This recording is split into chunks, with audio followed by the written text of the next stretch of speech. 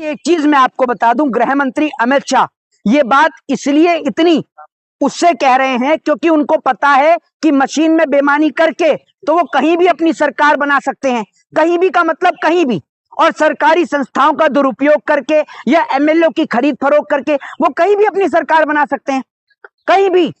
और बेईमानी के दम पर अगर बंगाल में सरकार बनेगी बीजेपी की तो सिर्फ बेईमानी के दम पर, वरना मैं आपको ये लिख के दे सकता हूं कि जिस भवानीपुर की सीट से ममता बनर्जी के सामने शुभेंदु अधिकारी लड़ रहे हैं, ये वही शुभेंदु अधिकारी है जो भाजपा की, जो कभी टीएमसी की सरकार में ममता बनर्जी की पार्टी से एमएलए हुआ करता था, ममता बनर्जी का राइट हैंड हुआ करता था।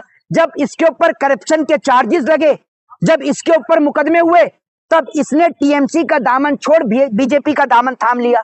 और सबको पता है कि बीजेपी में आदमी कब जाता है, जब उसके ऊपर मुकदमे चल रहे होते हैं, जब उसके ऊपर भ्रष्टाचार के आरोप चल रहे होते हैं।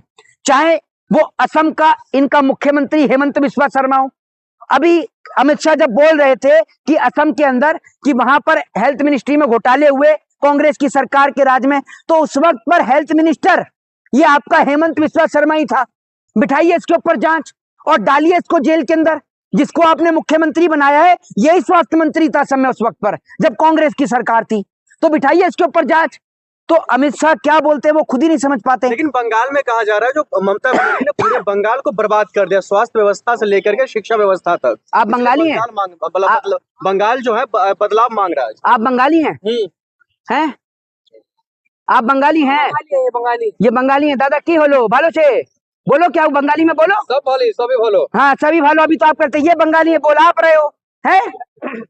ये सुनिए, ये प्रोपोगेंडा, झूठ का प्रोपोगेंडा कहीं और जाकर फैलाइएगा, ठीक है। और आप जो ये कह रहे हैं, आप कितनी बार बंगाल गए हैं? ये बंगाल ही नहीं गए क्योंकि इनको बंगाल में ऐसे लोगों को घुसने नहीं दिया जाएगा। गोदी मीडिया के पत्रकार की नो एंट्री है, समझ रहे हैं? बंगाल के अंदर इन जैसे लोगों की नो एंट्री है। जो आप ये झूठी और भ्रामक खबरें फैला रहे हैं ना, जाकर देखिए कि आपकी सारी स्टेट एक तरफ और बंगाल एक तरफ, जहां हिंदू मुसलमान नहीं होता, जहां इंसानियत और मानवता चलती है, जहां पर लोग मिलकर दुर्गा पूजा भी मनाते हैं और मिलकर रमजान भी मनाते हैं। दुर्गा पूजा के पंडाल में चले जाइएगा, इतने सारे मुस्लिम भाई। अभी कल ही रामनवमी थी, कल रामनवमी के दौरान वहां पर बंगाल के अंदर इतने सारे पंडाल थे जिन पंडालों पर मुस्लिम भाई पहुंचे। और जब बंगाल के अंदर जब रामनवमी होती है उसके बाद जब भसान होता है, भसान का मतलब जानते हैं आप क्या होता है? आप तो बंगाली हैं, बताइए। विसर्जन है, सब बताएं आपको। हाँ सब पता है, सुन लीजिए। विसर्जन जब होता है बताता हूँ। जब विसर्जन होता है तो विसर्जन के दौरान वहां दुर्गा पूजा में मुस्लिम भाई पहुंचते हैं वहां पर। तो ये बंगाल की खूबसूरती है, वहां नफरत नहीं है, सिर्फ प्रेम मोहब्बत और भाईचारा है। और अगर बंगाल में बीजेपी जीतेगी तो सिर्फ मशीन के दम पर, और कभी नहीं जीत सकती।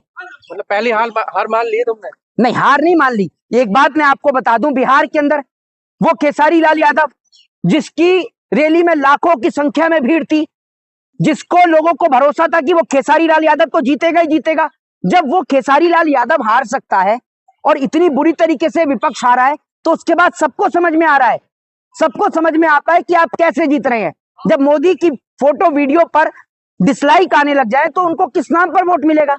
सिर्फ बेईमानी के दम पर ये सरकारें बना रहे हैं और जीत रहे हैं। सरकार बना सकते हैं कहीं भी, और बेईमानी के दम पर अगर बंगाल में सरकार बनेगी बीजेपी की तो सिर्फ बेईमानी के दम पर, वरना मैं आपको ये लिख के दे सकता हूं कि जिस भवानीपुर की सीट से ममता बनर्जी के सामने शुभेंदु अधिकारी लड़ रहे हैं, ये वही शुभेंदु अधिकारी है जो भाजपा की, जो कभी टीएमसी की सरकार में ममता बनर्जी की पार्टी से एमएलए हुआ करता था, ममता बनर्जी का राइट हैंड हुआ करता था। जब इसके ऊपर करप्शन के चार्जेस लगे, जब इसके ऊपर मुकदमे हुए, तब इसने टीएमसी का दामन छोड़ बीजेपी का दामन थाम लिया।